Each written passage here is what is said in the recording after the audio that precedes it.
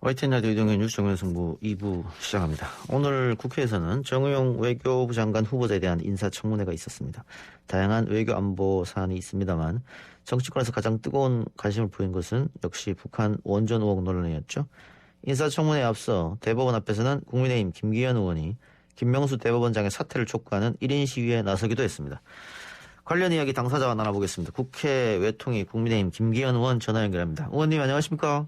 네, 김기현입니다. 반갑습니다. 네, 자 탄핵 거래 진상 조사 단장도 맡으셨고 오늘 인사청문회도 있었고 또 대법원장 사퇴 촉구한 1인 시위도 하셨습니다. 네, 아침부터 많이 바빴습니다. 대법원 앞에서 출근한 대법원장과 대법관을 상대로 김명수 대법원장의 사퇴를 요구하는 1인 시위를 하고요. 그리고 대법원에 항의 방문도 했고요. 예. 처음에 대법원에 사회 청사 이 정문 출입문에서 닫더라고요. 현관을 닫아놓고 거기 쇠사슬을 걸어놓고 예. 쇠막대로 빗장까지 걸어놓고 예. 이중으로 경비를 세우면서 국회의원 5명이 갔는데 아니 무슨 폭력배가 간 것도 아니고 사전에 다 통보도 다 하고 간 것이고 아니 국회의원이 정식으로 항의를 하겠다고 찾아갔는데 면담조차 못 받아주겠다는 게 아니고 면담을 못 받아주는 건 둘째 문제고 아예 현관 안으로 못 들어가라는 겁니다. 이 추운 겨울에. 그래 바깥에 눌러 앉았죠. 만날 때까지 우리는 못 떠나겠다고. 그랬더니 그제서 문을 열어주는데 아니 대한민국 국회의원이 대법원장에서 찾아가고 5명이나 그것도 법사위원들이 대부분이고 저도 법원 출신이고 4선 국회의원인데 그것도 못 만나주겠다는 그런 정도의 불통 대법원장 같으면 자격이 있겠냐 한 그런 의심까지 들었습니다. 결국 뭐 만나셨습니까?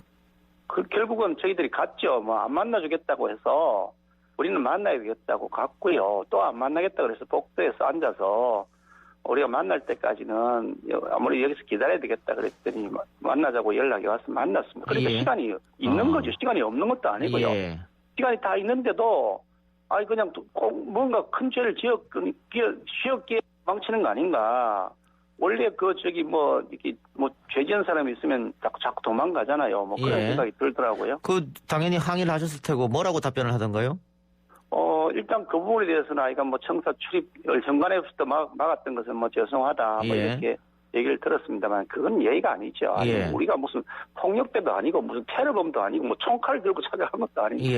아니 대화하자고 찾아갔는데 그건 앞으로도 그런 형태로 이게 정부를 운영해서, 불통 기관을 운영해서는 안 된다고 저는 생각하고요. 탄핵 문제에 대해서는 어떤 답변이 있었습니까? 탄핵에 대해서, 사실 우리는 탄핵 거래를 했다고 봅니다. 이게 2018년도 5월달 무렵인데, 작년이죠. 2019년 5월달, 2020년이네요. 5월달 무렵인데, 그때 일어났던 일인데, 그 무렵에 5월 22일인가 그 무렵인데요. 그때 임성근이라고 하는 부장판사가 대법원장을 찾아가서 왜 내 사표를 수리해 주지 않느냐. 나는 몸도 너무 아프고 지금 그냥 계속 수술도 받고 이런 상태다. 더 이상 일하기 어려우니 사표를 수리해 달라고 요청하러 갔는데 그 자리에서 김명수 대법원장이 당신은 탄핵을 받아야 될 수 있으니 사표를 수리해 주지 못하겠다. 이런 뜻으로 말을 했단 말이죠. 그러면서 당신 사표를 수리해버리면 국회에서 탄핵을 하지 못하니 내가 비난을 받게 될 것이다. 이런 취지의 얘기를 한 거죠. 아니 결국 그러니까 그때 벌써 이 여권차하고 탄핵 거래를 한 것이다. 임성근 판사를 탄핵을 시켜라. 라고 서로 간에 암묵적으로 뭔가 묵계가 된 것이 아니냐라는 생각을 하게 되고요. 그런 측면에 대해서 우리가 강하게 항의를 했던 것인데 본인은 그때 그렇게 말한 것이 처음에는 없다고 거짓말을 했잖아요. 이게 사실은 그래서 제가 그 부분에 대해서 항의를 했습니다. 아니, 대법원장도 판사 아니냐. 판사라는 사람은 거짓말을 하면 그에 대해서 처벌을 하는 사람인데, 당신이 지금 판사 그중에서도 제일 수장인 대법원장을 하시면서, 어떻게 당신 입으로 그렇게 스스로 거짓말을 하느냐. 그것도 국민에 대해서 거짓말을 한 거죠. 국회의원에게서 공식 답변서를 보낸 것이니까. 이건 허위 공문서 작성이다. 그런데 그에 대해서 처벌받아야 될 상이다. 그렇게 말씀을 드렸죠. 그랬더니 기억이 잘 안 나서 그랬다 이렇게 답변을 하시던데. 언론의 이야기랑 같네요. 네, 그게 말이 안 되죠. 생각을 해보세요. 그게 불과 9개월 전 일이고요. 사표를 제출했는데 탄핵 때문에 수리를 안 하겠다는 것은 이 대한민국 역사상 처음 있는 일입니다. 아니 그렇게 매우 이례적인 사태에서 자기가 탄핵 때문에 탄핵을 시켜야 될 대상이니 내가 사표를 수리하지 못하겠다란 말이 그게 불쑥 나왔을 리가 없고 사전에 다 서로 간에 검토가 돼서 논의가 돼서 그렇지 뻔해 보이는데. 예, 알겠어요. 여권과 그런 이례적 상황이 돼서 아니 자기가 기억 못하겠다 그러면 그 말이 안 되죠. 예, 그렇기 때문에 거죠. 여권과 미리 어떤 이야기를 주고받았을 것이다. 이런 의혹을 저희들은 그렇게 보고 있고 그 부분에 대해서 계속 조사를 할 겁니다. 예, 지금 그런데 민주당에서는 이 대법원장과의 대화에서 몰래 녹음을 하고 이것도 문제라고 하는데 그 부분은 어떻게 생각하세요? 몰래 녹음한 거 아니고요. 그 법적으로 아무 문제가 없습니다. 예. 법률적으로 도청도 아니고요. 예. 본인이 스스로 상대방하고 이 전화 통화를 할 때 녹음을 하잖아요. 예. 그것도 합법적인 방법이고요. 예. 다른 사람하고 자기가 직접 얘기를 하면서 녹음하는 것도 전부 불법 아닙니다. 다 합법입니다. 예. 그게 그리고 임성근 판사라는 사람이 저는 뭐 그 사람에 대해서 개인적으로 잘 알지는 못하고 예. 그 사람을 옹호하고 싶은 생각은 없습니다만 예. 그 사람이 이 파일을 미리 냈던 것도 아닙니다. 자기가 벌써 파일을 갖고 있으면서도 녹음 파일을 안 내놓고 있었죠. 그런데 대법원장이 거짓말을 하니 이거는 더 이상 못 참겠다고 내놓은 것 아닙니까? 민주당에서 누가 잘못이겠습니까? 생각을 해보세요. 잠시만요. 민주당에서 얘기하는 건 뭐 불법 합법 이 문제를 떠나서 뭐 도덕성, 뭐 인성 이런 얘기를 하던데요? 도덕성 인성으로 따지면 대법원장이 100배, 1000배로 더 나쁜 사람이죠. 예. 아니 탄핵 받아야 되니까 당신은 사표 수리해주지 못하겠다고 하는 그런 사법부의 수장이 나쁜 겁니까? 하도 답답하고 억울해서 얘기 좀 하자고 찾아갔는데 또 나중에 거짓말할지 모르니까 녹음했다는 사람하고 누가 나쁩니까? 아이 그거 참 100배, 1000배로 더 나쁘죠 대법원장이요. 자, 그럼 이제 국민의힘에는 어떻게 하실 작정이십니까? 김명수 대법원장에 대한 탄핵 절차로 들어가시는 겁니까? 어떻게 되는 겁니까? 김명수 대법원장은 이미 자격을 상실했습니다. 오늘도 보니까 그 사법연수원 17기 일동일에서 140명인가 되는 그 사람들이 막 현직 판사들도 있을 것 같아 보이고 하는데요. 예. 그분들이 그 연명을 해가지고 탄핵을 첫 번째 해야 될 사람은 그 대법원장 김명수다라고 이렇게 아주 공개적으로 성명서를 발표했더라고요. 예. 그런데 이쯤 되면 사업부의 수장이 됐으면 스스로 그 자리를 내려놓아야 됩니다. 오늘도 그 자리에서 저희들이 최소한 6, 7회 이상 사퇴하는 것이 옳다고 말씀을 드렸는데 아니 자리에 연연하는 모습으로 앉아있어서 그 어떻게 여기 서고 특히 법을 지키도록 하는 그 최고의 그 책임자 자리에 그게 맞겠습니까? 그러니 본인 스스로 거짓말을 해서 신뢰를 다 떨어뜨렸으니 법원을 위해서 개인적인 문제를 다 떠나서 법원의 신뢰 회복을 위해서 스스로 사퇴해야 되는 것이 맞다. 만약 그렇게 사퇴하지 않으면 결국은 탄핵 사태로까지 직면하게 될 것이다. 그렇게 말씀드리고 싶습니다. 예, 본인이 사퇴하지 않으면 그러면 탄핵 절차에 들어가겠다. 이런 계획이시네요. 탄핵 절차에 대해서 저희들이 준비를 다 해놓고 있습니다만 이번 표결 과정에서 알다시피 그 민주당은 무조건 자기 편, 진영 논리에서 자기 편은 무조건 옳고 상대방은 무조건 나쁘다라고 표결을 하지 않습니까? 우리가 120석밖에 안 되는 정당인데 탄핵안을 낸다고 해서 통과되는 것이 아닐 텐데 저쪽에서 보나마나 부결시키려고 나올 텐데 아예 상정도 안 시키려고 나올 텐데 그럴 상황에서 우리가 할 수 있는 방안이 무엇인지 그런 현실적 고민을 하고 있다. 준비는 일단 하고 있는데 현실적으로 150석 이상 돼야 되니까 알겠습니다. 그건 좀 두고 보고요. 자, 탄핵, 김명수 대법원장 문제를 떠나서 이 임성근 판사에 대해서 탄핵 자체가 잘못됐다고 또 판단하십니까? 국민의힘 쪽에서는? 임성근 판사가 한 행동 내용에 대해서 그게 저는 그것이 잘했다 생각하지는 않습니다. 그렇게 안 하는 것이 저는 옳다고 생각하고 그 점에 대해서는 공개적으로 이미 다 그 국회에서도 밝히기도 했고요. 그렇지만 지은 죄에 대한 처벌은 거기에 합당하게 주어져야 되는 겁니다. 이분이 1심에서 무죄 판결을 받았습니다. 아니 무죄 판결을 받은 사람을 파면하겠다 그러면 아니 그건 말이 안 되지 않습니까? 아니 가령 예를 들어서 이런 거죠. 아무리 그게 죄를 지었다 하더라도 그게 법에 잘못된 것이 있어서 법에 대한 처벌 절차가 있으면 법 절차를 따라야 되는 것이지. 법에 처벌 조항이 없는데도 불구하고 네 죄를 네가 알렸다는 식으로 국회에서 무조건 표결을 해서 처벌을 해서 파면한다 그러면 그거는 민주주의, 법치주의 국가가 아니죠. 예. 잘못했다고 하더라도 헌법 절차와 법률에 정해진 절차에 따라서 그것이 파면 사유가 아니면 안 되는 것이지 어떻게 그렇게 힘으로 밀어붙여가지고 마음대로 파면하겠다 그럽니까? 예. 그럼 법치주의가 완전히 사라지는 것이죠. 그래서 저희들이 안 된다고 하는 겁니다. 예. 근데 1심에서는 형사적으로는 무죄 처벌할 수 없지만은 위헌적 행위는 한 게 맞다 또 이렇게 판단했지 않습니까?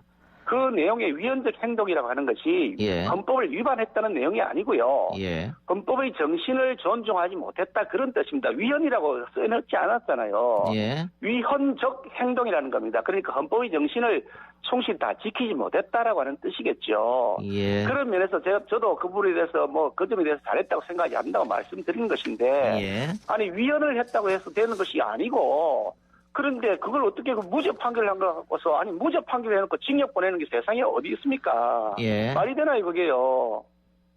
예, 알겠습니다. 국민의힘의 입장 그 정도 알아들었고요. 그 다른 주제로 좀 넘어가서 여쭤보죠. 정우영 후보자에 대한 인사청문회가 지금도 하고 있습니까? 예, 아직 진행 중에 있습니다. 예. 현재까지 그러면 의원님 어떻게 판단하고 있습니까? 정우영 후보자에 대한 후보 적합도랄까요? 예. 정의용 후보자는 사실은 문재인 정권 시작하면서부터 국가안보실장을 맡아서 계속 해오다가 그 다음에 외교안보 특보하다가 다시 외교부 장관 후보자로 들어오셨는데 예. 문재인 정권의 그 처음부터 지금까지 외교 문제, 대북 문제를 총체적으로 관할해온 분이라고 저희들은 봅니다. 예. 그런데 그 과정에서 2018년도 6월 달에 미국 싱가포르 정상회담을 주선하는 것도 본인이었고 하노이 회담, 그 이듬해 있었던 하노이 회담도 본인이 주선했는데 예. 결국 지나고 보니까 그게 다 가짜 평화쇼였다. 북한은 금년도 1월 달에 김정은이 공식적으로 자기 육성을 통해서 밝혔던 것처럼 한 번도 핵 개발을 포기한 적이 없이 줄기차게 계속해왔다라고 이미 공식적으로 밝히고 있거든요. 결국 그러니까 북한의 비핵화는 전혀 진척되지도 않았고 중단되지도 않았다. 예. 그런 상태에서 마치 평화가 온 것처럼 온 동네에 막 선전하고 다녔는데 알고 보니 속았다. 결국 대한민국 국민의 생명과 안전에 대해서 전혀 실적을 내지 못하고 있으니 예. 그에 대한 책임을 져야 될 주동적 책임을 져야 될 입장에 있다. 그래서 예. 저희들은 적합하지 않은 사람이다 이렇게 보고 있습니다. 책임질 입장인 사람이 외교부 장관이 있을 수 없다 이 말씀이네요? 그렇습니다. 있다 하더라도 파면돼야 될 사람이라고 봅니다. 예. 자, 오늘 계속해서 그 청문회에서 이야기 나왔던 것은 아마 북한 원전에 관련된 문제인 것 같은데요. 후보자가 북한 원전 지원에 대한 논의가 전혀 없었다 이렇게 다시 한번 얘기했고 만일 본인의 답변과 다른 상황이 발생할 경우에 본인이 책임지겠다 이렇게 단호하게 했는데 국민의힘에서는 아직 그럼에도 불구하고 의혹은 남아있다 이렇게 판단하신 것 같습니다. 그게 그때가 그 무렵이 언제냐면은 지금 만들었을 때가요. 원자력 과에서 만들었을 때가 예. 그 당시 백운규 장관이 원자력 과장이 이 월성 원전 임시로 최종 판정 날 때까지는 임시로 가동하겠다 그랬을 때 너 죽을래라고 했던 바로 그 시기입니다. 그런데 바로 그 과에서 아니 죽을래라고 하는 말이 도는 그 상황에서 원전을 북한에 지어주겠다고 하는 것을 실무 차원에서 그냥 아이디어로 검토했다고 이건 말이 되겠습니까? 위에서 지시가 없이 그게 가능한 일이겠습니까? 그래서 이 부분은 명확하게 더 우리가 뒤져봐야 될 부분이 있고 아니야 후보자야 아니라고 하겠죠. 그런데 무슨 책임을 집니까? 여기서 위정 책임이 있는 것도 아니고요. 그냥 후보자는 거짓말해도 형사처벌 조항이 전혀 없습니다. 그러니까 예. 나중에 아니면 그 말이고 하는 식으로 답변하겠죠. 예. 근데 지금 산자부에서 오픈된 자료를 보면은 공식 입장이 아니다고 문건에 있고 그리고 이 상식적으로도 미국이나 국제사회 모르게 우리가 지어준다는 것은 또 있을 수 없지 않느냐 이런 지적이 있지 않습니까? 모르게 지어줄 수 없죠. 누가 모르게 지어줄 수 있다 그러니까 아니 그건 상식 중에서 상식이죠. 예. 북한이 어떻게 모르게 원전을 지어줍니까? 예. 그런데 우리가 얘기하는 것은 1차 남북 정상회담을 하고 4월 달에 했는데요. 5월 달 2차 남북 정상회담을 할 바로 그 사이 시기에 이 원전을 북한에 지어주자고 하는 그 안건이 만들어진 겁니다. 그러니까 1차 남북 정상회담을 하면서 북한에 원전을 지어주겠다고 하는 약속을 구두를 했을 것이다. 그렇지 않고서 왜 검토를 했느냐. 예. 그 부분에 대해서 명확하게 밝혀야 되는 것이고 아니 대한민국 땅에는 원전을 다 없애야 된다, 위험하다고 하면서 역시 대한민국 땅인 북한 땅에는 지어도 된다. 아니 그러면 왜 이게 우리 그 대한민국 남쪽 땅에는 원전을 지으면 안 된다는 겁니까? 아니 그럼 북한 지역에 원전을 지었다고 했을 때 북한에서 원전 사고가 나면 그 방사능 피해는 남쪽 지역에는 안 들어오는 겁니까? 얼토당토하는 논리 아니겠습니까? 예. 그럼 이게 뭐냐? 결국은 이 원전 폐기 정책 자체가 엉터리고 북한에 계속 퍼주기 위해서 온갖 방법으로 다 뭐 이게 뭘 하고 있다. 그래서 가짜 평화쇼 구걸을 하고 있는 것이다. 저희들은 그렇게 판단하기 때문에 이 문제를 철저하게 따져보려는 겁니다. 국정조사 요청하시는 겁니까? 국정조사는 이미 요청서를 냈습니다. 예, 특검은 어떻습니까? 국정조사를 일단 시작을 해야 되니까 예. 뭐 특검을 하고 뭐 그럴 사안인지까지는 국정조사를 해봐야 되는 것이고요. 예. 뭐 특검을 아무리 요구해도 뭐 들은 척도 안 하는 사람들 아닙니까? 그 일각에서는 이거 국민의힘이 계속 정치 쟁점화하면 후폭풍 맞을 수 있다 이런 의견도 있던데 거기는 동의하지 않으시겠네요? 후폭풍이 무슨 후폭풍인데요? 아니 북풍 그러는데 북풍을 누가 만들었습니까? 이 정권이 만들었지 우리가 만들었습니까? 자기들이 북한에 퍼주기를 해서 문제가 되었고 그것이 자신들이 내부 자료에서 나왔고 수사 과정에서 그게 밝혀졌기 때문에 우리가 문제를 제기하는데 아마 뭐 찔리는 것이 많으니까 겁나서 이제 북풍이라고 하는 말을 또 다시 드러내고 있는 것이다. 북풍을 조작한 사람들이야말로 바로 이 정권 사람들입니다. 예, 알겠습니다. 의원님 오늘 하루 고생하셨는데 좀 이따가 끝나고 나서 다 좀 쉬시기 바랍니다. 오늘 인터뷰 고맙습니다. 감사합니다. 네. 지금까지 국민의힘 김기현 의원이었습니다.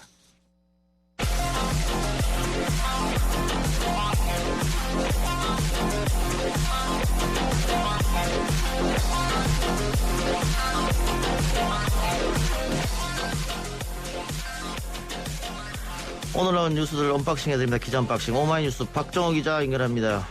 여보세요. 네, 안녕하십니까. 예, 박 기자는 일단 코로나 상황부터 전해주시죠. 네, 이 전날보다 80명 이상 줄면서 사흘 만에 다시 300명대가 됐는데요. 지역 발생이 351명, 해외 예비 11명으로 총 370명의 신규 확진자가 발생을 했습니다. 주요 감염 사례 좀 말씀드리면 예. 서울 강북구 소재 사우나 관련해서 총 15명의 감염자가 나왔고 경기도 군포시 한 교회에서 총 13명, 수원시 한 교회에서 총 15명의 확진자가 나왔습니다. 그리고 한양대병원 사례에서는 4명이 더 확진돼서 총 73명, 서울 광진구 음식점 관련 5명이 추가돼서 누적 확진자가 56명으로 늘었습니다. 예. 그리고 부산 중구의 한 재활병원에서 새 집단 감염이 발생해서 18명의 확진자가 나왔습니다. 300명대로 다시 내려왔고, 네. 오늘 실시간으로 지금 제가 보고 있는데, 업데이트 된 것을, 어제보다 또 한 40명이, 지금까지는 확진자 수가 적어요. 그럼 역시 네. 뭐 300명대를 유지할 텐데, 내일 정부가 사회적 거리두기 단계, 방역수칙 완화 여부를 결정하지 않습니까? 네, 맞습니다. 조금 완화될 거다 이런 얘기도 있던데 어떻게 보세요? 그러니까 지금 검토를 하고 있고 뭐 들여다보고 있다 이렇게 좀 얘기를 하고 있어요. 예. 그래서 이제 IM 선교회발 확진자가 또 많이 늘어나고 하면서 이게 완화는 쉽지 않겠다라고 생각을 좀 했었는데 예. 방역 당국이 약간 여지를 주는 그런 듯한 발언을 좀 하고 있어가지고 예. 봐야 되겠지만 우선은 다시 한번 좀 올라갔다가 내려오는 추세이기 때문에 예. 이제는 뭐 그 영업 시간을 조금 늘려준다거나 이런 쪽으로는 좀 긍정적으로 보지 않을까 저는 그렇게 좀 예측을 조심스럽게 해보는데요. 예. 그러니까 일주일 뒤, 그러니까 이 1월 31일에 2월 14일까지의 사회적 거리두기 거기서 유지한다고 발표했을 때 일주일 뒤에 평가를 한다고 했거든요. 예. 지금 보면 그 일주일 동안에 이 신규 확진자 수, 그 지역 발생 환자를 보면 300명대에 있어요. 아직까지는. 예. 이런 부분들 그리고 추세가 약간 꺾인 부분들 이런 게 사회적 거리두기 단계 조금은 완화할 수 있는 부분이 있지 않을까 싶은데요. 물론 당국이 볼 때 지금 변이 바이러스가 발생하고 있고 또 여기저기 집단 감염도 뭐 광진구에서 이 음식점 사례라든가 또 종교시설에서 계속 되고 있기 때문에 이런 것을 좀 조심스러운 부분이 있어서 아마 좀 여러 가지로 검토한 다음에 내일 발표하지 않을까 싶습니다. 그 기자님 얘기 들어보니까 5인 이상 모임 금지는 유지를 하고 뭐 영업시간을 1시간 정도 늦춰주는 뭐 그런 정도로 결정이 날 가능성도 있다 이 말씀이네요? 그렇습니다. 그러니까 5인 이상 그 모이는 걸 금지하는 것은 당국이 5인 이상 금지가 이 확진자 추세를 조금 누그러뜨리는데 많은 도움을 줬다. 이걸 계속 강조하고 있습니다. 특히 설 연휴 때 이걸 풀게 된다면 뭐 여행지나 아니면은 여기저기 사람들이 좀 모일 수 있는 그런 여지가 많기 때문에 이거는 2월 14일까지 그러니까 설 연휴가 끝날 때까지는 유지할 가능성이 지금으로서 커 보입니다. 알겠습니다. 근데 부산 감천항 황운노조 집단 감염 유전자 조사 결과 GR 바이러스가 검출됐다고 하는데 이게 뭡니까? 네, 그러니까 좀 보면 코로나19 바이러스를 보면 염기 서열 차이로 구분을 할 수가 있거든요. 그러니까 SV, L, G, GH, GR, 그다음에 기타 그룹 이렇게 7개 유형으로 나누고 있는데 우리나라에서는 S 그룹 그리고 V 그룹, 이 뭐 G 그룹, GH 그룹 다 있긴 하지만 S 그룹하고 V 그룹이 좀 다수였어요. 그런데 GR 그룹이 나왔다는 건데 이게 왜 위험하냐면 전파력이 더 빠릅니다. GR이 S나 V보다. 그러니까 지금 우리가 우려하는 영국 변이 바이러스 경우가 GR 그룹에 속해요. 그러니까 그만큼 좀 독한 바이러스고 이게 지난해 좀 검출이 됐었습니다. 검출됐다가 이번에 다시 그때는 이게 러시아 선원발로 검출이 됐는데 이번에는 항만 노조 집단 감염에서 이게 나왔다는 거예요. 그래서 뭐 러시아 선원과의 연관성을 조사해 봐야겠지만 어쨌든 이 GR 유형의 바이러스가 퍼지지 않을까 당국이 걱정하고 있고요. 좀 조사가 진행 중입니다. 알겠습니다.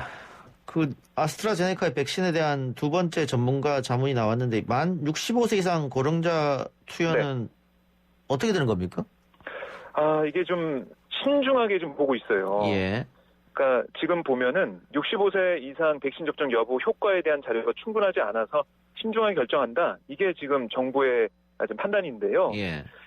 이 질병청 산하 예방접종 전문위원회에서 이 논의되도록 권고한다는 게 오늘 자문단의 결론이었습니다. 그러니까 65세 이상 어르신에 대한 구체적인 접종 이런 것들은 식약처 산하 예방접종 전문위원회에서 결정을 한 다음에 따를 거고 이런 결정이 사실은 백신의 안정성 문제는 아니고 하지만 이 안정성과 유효성 문제로 봤을 때는 통계적으로 검증할 수 있는 수준의 효율성이 아직 검증이 안 된 것이지 효과가 없다거나 결정을 보류한 것은 아니다라는 거예요. 그러니까 좀 신중하게 우린 가겠다.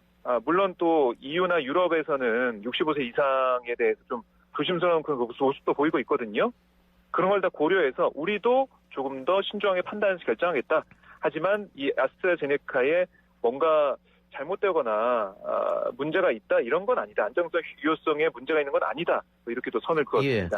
근데 지금 백신 접종 순서를 보면 의료진이 먼저 맞고 그리고 이제 고연령자들이 또 맞게 되지 않습니까? 그렇습니다. 그런데 아스트라제네카가 이렇게 결론이 나면 일단 다른 백신을 또 이용하겠네요. 고연령자 입장에서는. 네, 그럴 가능성이 큽니다. 이제 화이자 백신도 뭐 들어오고 하기 때문에요. 계속 다른 회사 백신들도 준비가 되어 있기 때문에 아스트라제네카가 그래도 조금 걱정스럽다, 신중하게 봐야 된다 이렇게 하면은 다른 백신을 맞을 가능성이 큽니다. 셀트리온 항체 치료제는 식약처가 허가를 했습니다. 네, 이 항체 치료제 레키로나주에 대해서 임상 3상 시험 결과 제출을 조건으로 이 식약처가 품목 허가를 하기로 한 건데요. 다만 투여 대상은 고위험군 경증이나 중등증 환자에 한정됩니다. 고위험군이나 60세 이상이거나 심혈관계 질환, 만성호흡기계 질환, 당뇨병, 고혈압중 하나 이상을 가진 집단을 말하는데 어쨌든 레키노나주는 국내 개발 의약품으로는 최초로 허가받은 코로나19 치료제가 됐습니다. 그리고 전 세계에서 보면 세 번째로 규제 당국의 검증을 받은 코로나19 항체 치료제가 됐습니다. 세 번째로 검증받았다고 하면은 이게 수출결 열릴 수 있겠네요. 그렇습니다. 이거는 우리가 주도적으로 쓰긴 하겠지만 전 세계적으로 러브콜이 또 들어올 수가 있습니다. 알겠습니다. 네. 정의용 외교부 장관 후보자 인사청문회 스케치 좀 해주시죠. 네, 오늘 여야 의원들 공방을 벌였는데 아무래도 북한 원전 건설 관련 질의 답변이 많이 나왔습니다. 이태규 국민의당 의원 질의가 있었는데 국가안보실장 재직 당시에 북한의 이 원자력 발전소 지어주는 것과 관련된 검토 이게 있었냐라고 물어봤는데 정의용 후보자는 전혀 없었고 또 산업부에 해당 문건도 작성을 지시한 바 없다라고 강조를 했고요. 아니 그러면 이태규 의원이 이렇게 얘기했어요. 실현 가능성도 낮고 수조 원 예산이 들어가는 원전 관련 사업 보고서를 산업부 공무원이 지시 없이 만들 수 있겠느냐라고 묻자 정의용 후보자는 당시 여러 언론 매체가 북한의 원전을 지어줘야 한다는 기사들이 많이 실렸는데 기억하시겠지만 보수 언론에서 많이 썼습니다. 예. 해당 공무원이 그런 언론 보도를 보고 작성한 게 아닌가 생각한다. 뭐 이렇게 답을 했어요. 그리고 뭐 왜 그러면 아무 문제가 없다면 일요일 야심한 시각에 몰래 문건을 파기했냐라고 이태규 의원이 다시 묻자 정 후보자는 이게 정부 차원에서 검토된 건 아니고 아마 실무자 차원에서만 아이디어 차원으로 검토된 것 같은데 문건 파기 이유에 대해서는 뭐 자신도 알 수 없다 이런 취지로 답변을 했습니다. 예. 그리고 뭐 김정은 국무위원장의 비핵화 의지가 뭐 이거는 뭐 문재인 대통령께도 약속한 거기 때문에 분명하다라고 얘기를 하고 있고요. 뭐 북한이 모라토리엄 약속은 지키고 있는 상황이다라고 얘기했고 또 3월 초로 예정되어 있는 한미연합훈련에 대해서 이거는 뭐 코로나 때문이라도 축소될 수밖에 없다 뭐 이런 입장을 내놓기도 했습니다. 알겠습니다. 존 볼턴 전 백악관 국가안보보좌관 증인 채택을 놓고 여야가 공방을 벌였다고 하는데 이게 아직도 네. 이야기가 나오고 있는 겁니까? 그러니까 오늘 이 인사청문회 시작할 때 다시 공방이 벌어졌어요. 그러니까 야당 간사 김석규 국민의힘 의원이 우리가 8명의 증인 참고인 요청했는데 민주당이 어느 한 사람도 합의해주지 않았다라고 비판을 했거든요. 예. 그랬더니 여당 간사인 김영호 민주당 의원은 아니 정말 청문회에 어울리는 증인을 채택했으면 좋겠다. 예. 존 볼턴을 불렀지 않냐. 예. 트럼프 행정부의 백악관 국가안보보좌관인데 예. 아니 이거는 여당 의원들뿐만 아니라 국민들께서도 매우 자존심 상하게 생각하는 거다라고 얘기를 했어요. 예. 그러니까 존 볼턴이 회고를 통해 제기한 문제 현재 미국에서 논란이 있거든요. 예. 그리고 트럼프 정부의 전 관료가 우리 대한민국의 외교부 수장이 될 사람을 검증하는 자리에 와서 이걸 청문회 증언을 한다는 것 자체가 이게 말이 되냐 예. 이렇게 반박을 했고요. 예. 그러자 김석규 의원이 아니 존 볼턴 보좌관 회고록에는 우리 정부 발표가 다른 내용이 많은데 어디가 거짓말인지 물어볼 필요가 있다 뭐 이렇게 맞서기도 했는데요. 어쨌든 이게 초반에 공방이 벌어지다가 뭐 잠잠해졌습니다. 예. 그래서 국민의힘 쪽에서도 이 부분은 계속 주장을 할 수 없을 것 같은데 여론이 좀 좋지 않기 때문에 어쨌든 오늘 그렇습니다. 초반에 그런 공방은 있었군요. 네, 맞습니다. 예. 대정부 질문도 있었죠? 네, 경제문제 대정부 질문이 있었는데요. 뭐 어제 발표됐던 부동산 대책 여기에 대한 질문이 좀 나왔습니다. 예. 변창흠 국토교통부 장관은 어제 발표한 대규모 공급 대책과 관련해서 실제 실행이 가능하다라고 자신했고요. 예. 그리고 이 그동안은 부동산 대책 발표했던 것은 도시 외곽에서 공급했다면 이번에는 도시 내에서도 충분한 물량의 주택 공급이 가능하다는 것을 보여준 거다라고 얘기했습니다. 근데 뭐 야당 의원들을 중심으로 해서 아니 이게 너무 늦게 만들어진 게 아니에요. 5년 있다 만들어지면 이게 효과가 있겠냐라고 물어봤더니 예. 그래서 여러 가지 방식으로 짓기 때문에 짧은 것은 1년 이내에 입주가 가능하고 뭐 2년, 3년짜리도 있고 긴 것은 5년 이내 입주 가능하다. 그러니까 다양한 방식의 공급 이런 게 있기 때문에 이게 효과가 있다는 거고요. 그리고 지금 패닉 바잉이 일어나는 이유가 난 서울에 살고 싶은데 서울에 집이 공급이 안 된다는 그런 두려움이 있었다는 거 아니겠습니까? 예. 근데 서울에서도 지금 저렴하고 좀 효율적인 그리고 30, 40대 우리 직장인 가정들 살 수 있는 그런 집들이 공급될 거다라는 희망을 준 거기 때문에 이게 부동산 시장 안정에 도움이 될 거다 뭐 이렇게 강조를 하기도 했습니다. 알겠습니다. 그리고 예. 하나만 더 여쭙고 마칠게요. 네. 구글 영어 사이트에서 김치의 군원을 중국어로 했다가 네. 그 사이버 외교 사절단이죠? 방크의 항의를 받았네요? 네, 맞습니다. 이게 방크가 오늘 오전 구글 영어 사이트를 방문해서 영어로 김치를 검색하면 오른쪽 화면 설명 부분에서 Place of Origin, 차이나라고 돼 있어요. 예. 그러니까 이게 중국에서 시작했다 뭐 이렇게 돼 있는 거죠. 예. 또 검색창에서 Where is 김치 from? 그러니까 김치의 근원을 물으면 자동 완성 대답에 차이나라고 뜬다고 전해진 거예요. 그러면서 이제 구글 한국어 사이트는 근원지가 한국어로 표기하고 있는데 영어 사이트는 이렇게 돼 있다는 거죠. 그래서 방크가 정말 이건 뭐냐 구글의 이중적인 행태 아니냐라고 지적을 했고 방크의 회원들과 함께 구글에 적극적으로 항의를 했습니다. 알겠습니다. 그래서 지금 삭제됐다는 거죠? 그렇습니다. 수정됐고 삭제가 됐습니다. 예, 오늘 말씀 고맙습니다. 네, 고맙습니다. 오마이뉴스 박정희 기자였습니다.